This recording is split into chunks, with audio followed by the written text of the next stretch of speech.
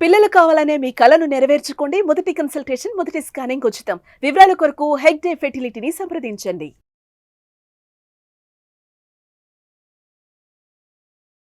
Welcome to Suman TV. So జనరల్గా మనం ఈ మధ్యకాలంలో చూస్తూ ఉన్నాం కదా, ఏ స్కిట్ చూసినా, ఏ సినిమా చూసినా సో పక్కింటి వాళ్ళ గురించి, పక్కింటి ఆంటీల మీద ఎక్కువగా జోకులు వేస్తూ ఒకలాంటి అసహ్యమైన కామెడీ చేస్తూ ఉంటారు. వాళ్ళ క్యారెక్టర్ గురించి ఎక్కువగా మాట్లాడుతూ ఉంటారు. దీని ప్రభావం అసలు ఈ జనరేషన్ మీద ఎలా ఉంటుంది, దీనివల్ల అసలు మనుషులు ఎలా మారుతారు, వివరాలు తెలుసుకుందాం. ఈరోజు మనతో పాటు ఉన్నారు ప్రముఖ family counsellor and motivational speaker Priya Chowdary garu. Madam నమస్తే. నమస్తే. జనరల్గా మిమ్మల్ని స్పెషల్గా ఈ ఈ ఇంటర్వ్యూ కోసం పిలిచాను. మనం చూస్తూ ఉంటాం, అంటే పక్కింటి ఆంటీ గజం కేవలం 15,500 రూపాయలతో 150 గజాల భూమి కేవలం 23 లక్షలు మాత్రమే. అట్లా పక్కింటి ఆంటీ మీద కన్నుబడింది. సో పక్కింటి ఆంటీ మీద ఎక్కువ జోకులేస్తూ ఉంటారు. సో దీనివల్ల ఏమవుతుందంటే పక్కింటి వాళ్ళ మీద ఏదో ఒకలాంటి అభిప్రాయం కలుగుతుందనే అనుమానం కూడా కలుగుతూ ఉంది. సో సినిమాలో కావచ్చు, స్కిట్స్లో కావచ్చు, ఇలాగా. సో ఎందుకు పక్కింటి వాళ్ళు అంత టార్గెట్ అయ్యారు జనాలకి? అంటే మనిషి ఎలా ఆలోచిస్తున్నాడు అనేది అక్కడ రిఫ్లెక్ట్ అవుతుంది కదా.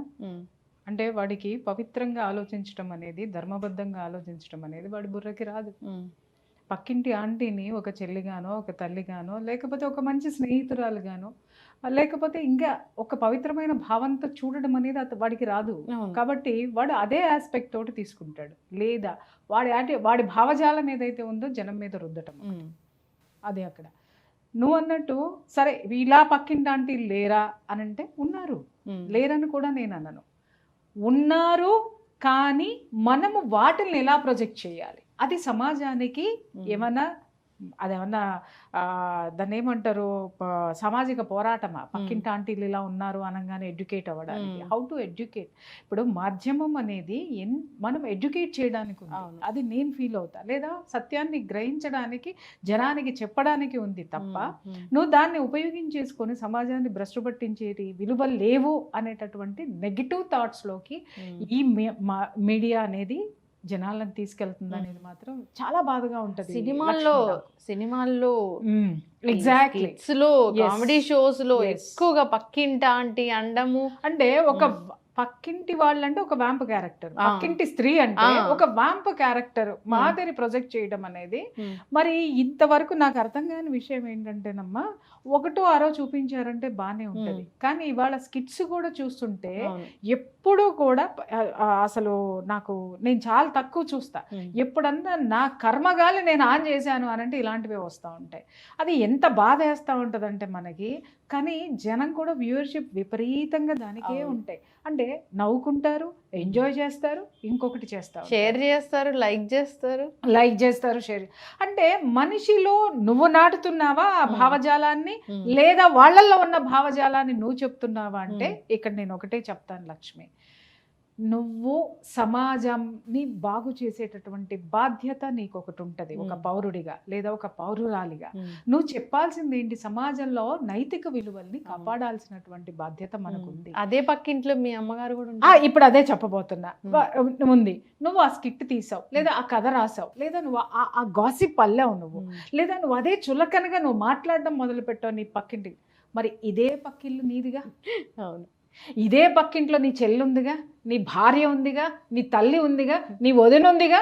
మరి వాళ్ళను కూడా వీళ్ళు అలాగే గాసిప్స్ మాట్లాడితే, లేదా అలాంటివి అంటగడితే, లేదా అలా లైన్ వేసుకుంటే, వీళ్ళు కూడా నువ్వు చూపించిన క్యారెక్టర్లో లాగా ఏంటి వికారమైన హావభావాలతో అవతల వాడిని చూస్తే నువ్వు తట్టుకోగలవా? నువ్వు దాన్ని యాక్సెప్ట్ చేయగలవా? నువ్వు దాన్ని అని నవ్వగలవా? నువ్వు దాన్ని లైక్ చేయగలవా? అది నేను అడుగుతున్నా.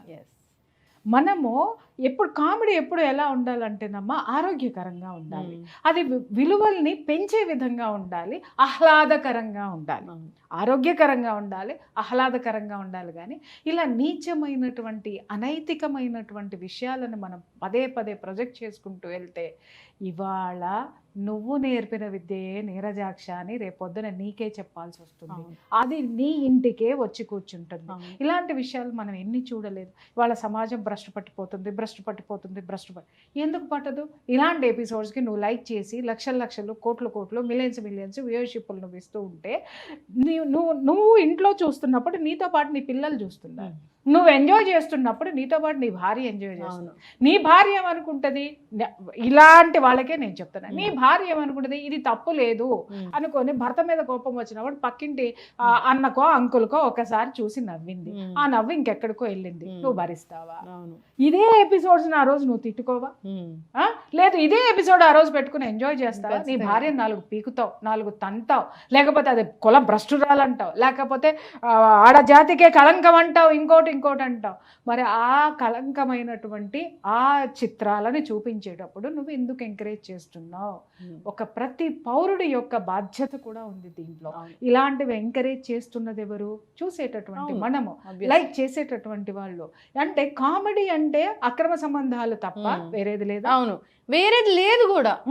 నేను ఇవాళ కొన్ని ఎపిసోడ్స్ కూడా చూస్తున్నానమ్మా, కొన్నిటిని చూస్తున్నాను. చాలా ఛానల్స్లో బాధాకరమైనటువంటి విషయం, చాలా ఛానల్స్లో వచ్చేటటువంటి రియాలిటీ షోల పేరు మీద కూడా అక్రమ సంబంధాలు అనేటివి తప్ప, అక్రమ సంబంధాలు లేకుండా తల్లి కూతురు కలిసి ఒక మగవాడి కోసము తణుకులాడటము, లేదా ఒక మగాడే నాకు కావాలి అని చెప్పి 2-3 ఆడవాళ్ళు కొట్టుకోవడము, లేదా నాకు పెళ్ళైనా సరే పక్కింటోడు నాకు ఇష్టం అని చెప్పడము, వీటన్నిటినీ మనం ప్రొజెక్ట్ చేసుకుంటూ పోతూ ఉంటే రేపొద్దున సమాజానికి నువ్వేమిస్తున్నావు? పక్కిళ్ళు అనేది హెల్దీగా లేకుండా పోతుంది. పక్కిళ్ళు హెల్దీగా లేదు కాదు లక్ష్మి, ఇక్కడ మోరల్స్ ఏమవుతున్నాయి, బంధాలు ఏమవుతున్నాయి, 1కి 10 నువ్వు అదే చూపిస్తుంటే ప్రపంచం అంతా ఇంతేనేమో, ఏం పోయింది నేను వేసుకుంటా లైను, ఏం పోయింది నేను పెట్టుకుంటా అక్రమ సంబంధం, ఏం పోయింది అంటే నువ్వు పదే మనం అదే చెప్తున్నావు, అవే చూపిస్తున్నాం. మనం అవే చూపిస్తున్నప్పుడు, అవే మాట్లాడుతున్నప్పుడు ఖండించడం అనేది లేకుండా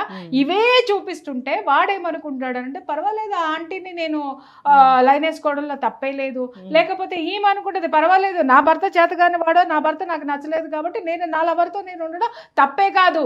ఎందుకంటే ప్రపంచం అంతా ఇలాగే ఉంది, ఎందుకంటే మనం సాక్ష్యాలు చూపిస్తున్నాం కదా. సో వీటి ప్రభావం అంతా కూడా మన మీద ఉంటుంది. మనము నెక్స్ట్ జనరేషన్ని తయారు చేయాలి, పాడు చేయకూడదు. ఇలాంటి వాటన్నిటితో కూడా మన బిడ్డల్ని నాశనం చేస్తున్నాం, పక్కింటోడి బిడ్డ కాదమ్మా.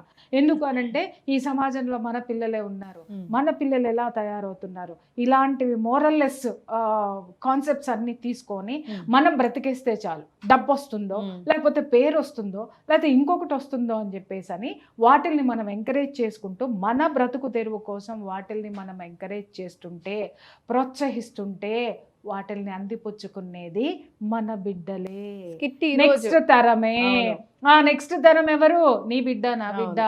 రేపొద్దున మనం తలకాయలు పట్టుకొని కూర్చుని వాళ్ళకి మోరల్ చెప్తే మన బొమ్మలు మనకే చూపిస్తారు రేపొద్దున. ఇప్పుడు ఈ డబ్బు మనం సంపాదించిన డబ్బో, మనం ఇచ్చేటటువంటి కార్లో ఇవేమి మనకు మనశ్శాంతినివ్వవు. మనకి ఇంకొక విషయం చెప్తున్నాను, ఈ రోజుల్లో చాలా మంది మాట్లాడుతారు, క్యారెక్టర్ ఎవరు చూస్తున్నాడు, డబ్బు ఉంటే చాలు రా. నాన్న అడగండి, నేను చెప్తా. డబ్బు ఇక్కడ ఎన్ని కాపురాల్ని కూలుస్తుందో చెప్తా, డబ్బు ఎన్ని కాపురాల్ని నిలబెట్టలేకపోతుందో చెప్తా. ప్రతి ఒక్కడు పక్క ఆడది 4గురిని మెయింటైన్ చేస్తూ ఉంటే వాడు గ్రేట్ అని ఫీల్ అయ్యి నేను కూడా లైన్ వేసుకుంటానన్న నా వంతు ఎప్పుడు వస్తుందా అని ఎదురు చూసే వీడు తన భార్య పొరపాటున పక్కవాడికి బాగున్నావా అని మెసేజ్ పెడితే విడాకుల వరకు వెళ్ళేటటువంటి కేసులు నా దగ్గర కోకుళ్ళలు ఉన్నాయి. ఎవడైనా తన వరకు వస్తే మోరల్సే చూసుకుంటున్నాడు, డబ్బు చూసుకోవట్లేదు, పేరు చూసుకోవట్లేదు, స్కిట్టులు చూసుకోవట్లేదు. అది మర్చిపోవద్దు.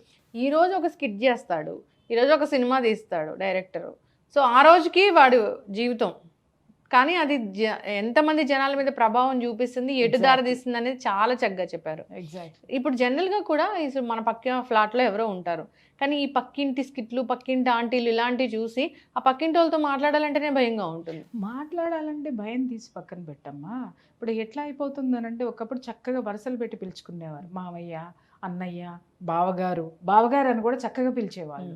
సంవత్సరాల తరబడి వాళ్ళ క్యాస్ట్ వేరు ఉండేది, యువతల వాళ్ళ క్యాస్ట్ వేరు ఉండేది. అయినా సరే అక్కగారు, బావగారు, మామయ్య ఇలాంటి ఇవాళ ఆ వరసలు అన్నా అని పిలిచినవే నా కర్మగాలి ఎన్నిన్నానో నేను చెప్పాలి.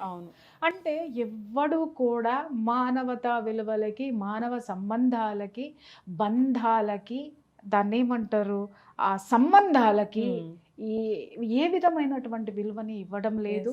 మనము ఆ వరసలకి అసలే విలువ లేదమ్మా. అవును, నిజంగా చెప్తున్నా. ఎందుకు అనంటే మనమే ప్రోత్సహిస్తున్నాం. మనం డబ్బు కావాలి, డబ్బు వెనుక మనం పడుతున్నాము. ఆ డబ్బు రేపొద్దున మనకి ఏ చేటు చేస్తుందో, మనం సమాజాన్ని ఏం చేస్తున్నాం అనేది ఎవరికి అర్థం కావట్లేదు. దయచేసి అర్థం చేసుకుంటే రేపొద్దున సమాజంలో మన పిల్లలు ఉన్నారు. అవును, ఎగ్జాక్ట్లీ. ఒక చిన్న కథ చెప్తాను నేను నీకు. అందరం చదువుకున్న కథే, అందరికీ తెలిసిన కథే. రాజుగారు గుర్రం మీద అలా స్వారీ చేద్దామని చెప్పేసి అని ఊళ్ళో తిరుగుతూ ఉంటే, ఆ తోటలో తిరుగుతూ ఉంటే ఒక తోట దగ్గరికి వచ్చి ఆగేసరికి ఒక చాలా పండు ముదుసలి, అంటే ఒక 90 years అనుకో, అతను ఒక మామిడి మొక్కలు నాటుతూ ఉంటే రాజు చూస్తాడు. ఏం చేస్తున్నావు తాత అని అంటే, మామిడి మొక్కలు నాటుతున్నాను అనంటే రాజు ఎటకారం చేస్తాడు. ఒరే, ఎంత ఆశ కాకపోతే నీకు, ఆ మొక్కలు పెరిగి పెద్దయి పళ్ళిచ్చేదాకా నువ్వు బతుకుంటావా అని అడుగుతాడు. అప్పుడు రాజుగారు వచ్చారు కదా అని చెప్పేసి అని రాజుగారికి ఒక పండు కోసిస్తే తిని అమృతంలాగా ఉందంటే, ఈ చెట్టు మా తాత నాటాడు, ఇది నేను అనుభవిస్తున్నా, మీరు అనుభవిస్తున్నారు. నేను నాటిన ఈ మొక్క రేపొద్దున నా బిడ్డలు, నా మనవాళ్ళు, వాళ్ళ పిల్లలు అనుభవిస్తారు అని చెప్పి ప్రతిఫలాన్ని ఇచ్చేటటువంటిది ఆ యొక్క మన వారసత్వం ఏమిస్తున్నాము, ఆకలి తీర్చేటటువంటి దాన్ని ఆ కథలో, నీతి కథలో చెప్పారు. ఇలాంటి నీతి కథలు పోయి పక్కింటి ఆంటీల గురించి, పిల్లల్ని ఎలా మాట్లాడాలి, చిన్న చిన్న పిల్లలతోటి ఏవేవో స్కిట్స్ చేయించటము, అతి భయానకంగా తయారైనటువంటి ఈ వాతావరణాన్ని చూస్తుంటే బాధగా ఉందాం. జనరల్గా మేడం మనం అనుకున్నట్లుగానే ఇప్పుడు పక్కింటికి మనం చిన్నపిల్లల్ని పంపించాలన్నా భయపడతాం. అంటే మనం కొన్ని చూసాం సంఘటనలు. సో అంటే వీటి ప్రభావం ఉండొచ్చు. జనరల్గా మనుషుల మెంటాలిటీస్ ఇలా మారిపోయి కూడా ఉండొచ్చు. ఎగ్జాక్ట్లీ. ఓవరాల్గా మాట్లాడుకుంటే అసలు ఒక పక్కిల్లే ఉందనుకోండి, ఆ పక్కింటి వాళ్ళతోనే మనం ఎంతవరకు మాట్లాడడం కానీ, సో ఎంతవరకు రిలేషన్ మెయింటైన్ చేయడం కానీ ఉండాలి. కొందరైతే బాగా మాట్లాడితే ఇళ్ళలోకి వచ్చి అన్ని తీసుకొని పోయిన రోజులు కూడా ఉంటాయి. అవును. సో ఎంత జాగ్రత్తగా ఉండాలి, ఎంత దూరం పెట్టాలి, సో ఎంతవరకు ఉంటే మంచిది? ఇక్కడ ఒక విషయం నేను చెప్తాను. చాలా మంచి ప్రశ్న వేసావమ్మా. మనము అతిగా చేయటం అనేది కొన్ని అలవాట్లు మనలో ఉంటాయి. ఎవరైనా మనతో బాగా మాట్లాడుతుంటే, ఇంకా ఎందుకంటే మనకి చుట్టుపక్కల మన ఇంట్లో ఎవరు మాట్లాడరు మనతో, మనల్ని ఎవరు మంచిగా రిసీవ్ చేసుకోరు, మన బాధలు చెప్పడానికి ఒకళ్ళు కావాలి.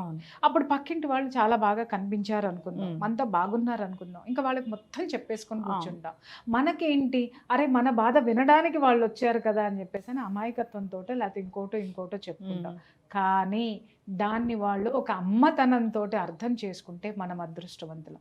కానీ అవకాశవాదులయ్యి మనల్ని రేపొద్దున బ్లాక్మెయిల్ చేస్తూ, మన నుంచి పనులు సాధించుకుంటూ, లేకపోతే మన జీవితాల్ని, మన కాపురాల్ని కూలగొట్టేటటువంటి తత్వాలు కనుక వస్తే మాత్రము అది భయంకరమైనటువంటి నరకం. ఇలాంటివి నేను చాలా ఫేస్ చేశాను కాబట్టి నేను చెప్తున్నా. కాబట్టి ఎలా మసులుకోవాలని నువ్వు అన్నప్పుడు మన జాగ్రత్తలో మనం ఎప్పుడూ ఉండాలి. ఎంత పరీక్షించినా వాళ్ళల్లో ఏదో ఒక కోణం అవసరానికి బయటపడుతూనే ఉంటుంది. కాబట్టి ఎప్పుడూ కూడా మన పెద్దవాళ్ళు చెప్తారు, సంసారం గుట్టు రోగం రట్టు అని. మనమేమో మనకున్న రోగాల్ని ఎవరికీ చెప్పుకోం, సంసారాన్ని మాత్రం అందరికీ చెప్పేస్తూ ఉంటాం. చెప్పుకోవాల్సింది ఒక్కడే, విశ్వానికి చెప్పండి, విశ్వం రెడీగా ఉంది మీ సమస్యలు తీర్చడానికి.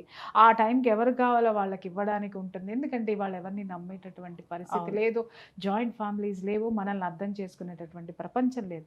ఎవరికి వాళ్ళు నాకేంటి అని చూసేటటువంటి ఒక స్వార్థపూరితమైన ప్రపంచంలో ఉన్నాం. కాబట్టి మనం జనాల్ని చాలా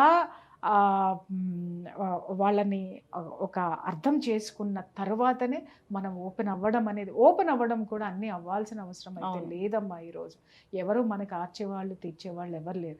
ఈరోజు మా కౌన్సిలర్స్ దగ్గరికి జనం ఎందుకు వస్తున్నారు అని అంటే, ప్రపంచం లేదు, అలా ఎవరు కూడా లేరు, వాళ్ళని ఓదార్చే వాళ్ళు లేరు, దారి చూపించేటటువంటి వాళ్ళు లేరు. ఇలా ఉంది ప్రపంచం. కాబట్టి ఈ ప్రపంచానికి నీకు ఒక స్నేహితురాలు దొరికిందంటే నువ్వు అదృష్టవంతురాలు, లేదా నీకు నువ్వే స్నేహితురాలు, నీ యాటిట్యూడే నీకు స్నేహితురాలు. లేదా ఏదైనా పని వ్యాపకం పెట్టుకోండి, దాని ద్వారా వెళ్ళండి తప్ప ఒకరి మీద ఆధారపడటం, రాసుకొని పోసుకోవటం, రేపు పొద్దున మొహాలు తిప్పుకోవటం, ఇవన్నీ ఒక సోషలైజ్డ్ లైఫ్లో చాలా అసహ్యంగా ఉంటాయి. కాబట్టి మనం ఎంతవరకు ఉండాలో అంతవరకే. కాఫీ ఇచ్చి పుచ్చుకున్నావా, తాగినంతసేపు బాగున్నావా, డ్రెస్ బాగుందా, గొలుసు బాగుందా, అన్నీ బాగున్నాయా? లేదు నీ ఇంట్లో ఏదైనా చిక్కు సమస్య వచ్చి వాళ్ళు ఏంటమ్మా అని వచ్చి అడిగారా, ఒక లైన్లో చెప్పు, ఏదోలేండి అది మానేసేయండి. వాళ్ళకి అర్థమైతే, వాళ్ళు నిజంగా సహృదయులు అయితే నీకు ఖచ్చితంగా ఒక సలహా ఇచ్చేసి వెళ్తారు. ఎందుకంటే వాళ్ళకి నువ్వు మొత్తం చెప్పక్కర్లా, వాళ్ళు గమనిస్తారు కాబట్టి. అది తీసుకో. మనంతటికి మనం పోయి మనం ఏడ్చుకొని మనం ఏదో చెప్పేస్తే కాపురాలు కూల్చిన వాళ్ళు బోల్డ్ మంది ఉన్నారు. ఎస్, ఎగ్జాక్ట్లీ, ఖచ్చితంగా మేడం, చాలా చక్కగా చాలా చెప్పారు. జాగ్రత్తగా ఉండండి. ఇరుగు పొరుగుతోటి ఎప్పుడూ కూడా ఇదివరకు ఉన్నంత ఆరోగ్యకరమైనటువంటి వాతావరణం అయితే లేదు. మీకంటూ ఒక యాటిట్యూడ్ ఏర్పరచుకోండి. మీ మీద మీకు ఒక నమ్మకం ఉండాలి, ధైర్యం ఎప్పుడూ ఉండాలి. పల్లెటూళ్ళు కూడా మేడం, పల్లెటూళ్ళు కూడా ఇదే పంతా కొనసాగిస్తూ ఉన్నాయి. ఇప్పుడు పల్లెటూళ్ళలో కూడా ఒకప్పుడు హెల్దీగా వదిన గారు అలాంటి మాటలు చెప్పుకునే వాళ్ళు వెళ్ళి, సో ఇలా అయిందండి మా ఇంట్లో. ఇప్పుడు ఆ సిచ్యువేషన్ లేదు మీరు అన్నట్లుగా. సో ఎవరైనా బాధితులు ఉంటారు ఖచ్చితంగా. అంటే ఇప్పుడు కమ్యూనికేషన్ అనేది సోషలైజ్ అయిపోయింది కదా తల్లి. ఇప్పుడు పల్లెటూరు అని నువ్వు మాట్లాడుతున్నావు, పల్లెటూరు నుంచి ఒకప్పుడు పట్టణం రావాలి అని అంటే వేసవకాలం సెలవులో, దసరా సెలవులో రావాలి. బట్ ఇవాళ అట్లా లేదు కదా, వీడియో కాల్ వచ్చేసింది. సో నీకు పట్టణానికి నువ్వు పల్లెటూరుకి తేడా లేదు. ఇంకా అక్కడ ప్రతిదీ అందిపుచ్చేసుకుంటున్నారు కాబట్టి కల్చర్ను కూడా అందిపుచ్చేసుకున్నారు. ఎగ్జాక్ట్లీ, ఎస్, ఖచ్చితంగా మేడం. ఇరుగు పొరుగు వాళ్ళ బాధితులు చాలా మంది ఉంటారు, పక్కింటి వాళ్ళ వల్ల బాధింపబడే వాళ్ళు చాలా మంది ఉంటారు. బయటకు చెప్పుకోలేని బాధలు ఎన్నో ఉంటాయి. సో వాటి నుంచి బయటపడాలి అంటే ఒకసారి కాంటాక్ట్ చేయాలని కోరుకుందాము. ఎన్నో బాధలు ఎంతోమంది ఫేస్ చేస్తూ ఉన్నారు. సో మెయిల్స్ రావడం వల్ల నేను ఈ ఎపిసోడ్ చేయడం జరిగింది. చాలా చక్కటి ఇన్ఫర్మేషన్ మ్యామ్, ధన్యవాదాలు.